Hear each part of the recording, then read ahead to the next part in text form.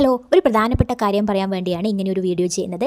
ഞങ്ങളുടെ മാർമൗച്ചിലിൻ്റെ ഇൻസ്റ്റാ അക്കൗണ്ടിലും മറ്റ് സോഷ്യൽ മീഡിയകളിലും ഒക്കെ ഇട്ടിട്ടുള്ള വീഡിയോസും അതിൻ്റെ വോയിസും ഫോട്ടോസും എല്ലാം ഡൗൺലോഡ് ചെയ്ത് നമ്മുടെ കോൺടാക്റ്റ് ഡീറ്റെയിൽസ് മറച്ചു വെച്ച് അവരുടെ നമ്പർ ഇട്ട് അവരുടെ സ്റ്റോക്കാണെന്ന് കാണിച്ച് പ്രൊഡക്റ്റ് സെയിൽ ചെയ്യുന്ന ഒരുപാട് ആളുകളുണ്ട്. പല ആളുകളുടെ കയ്യിൽ നിന്നും പൈസ വാങ്ങി സാധനങ്ങൾ കൊടുക്കാണ്ട് ഇരിക്കുന്നുണ്ട്. വിൽക്കുന്ന ആളുകളുടെ കയ്യിൽ സ്റ്റോക്ക് ഉണ്ടെങ്കിൽ അവർക്കത് വെച്ച് മാർക്കറ്റ് ചെയ്താൽ പോരെ?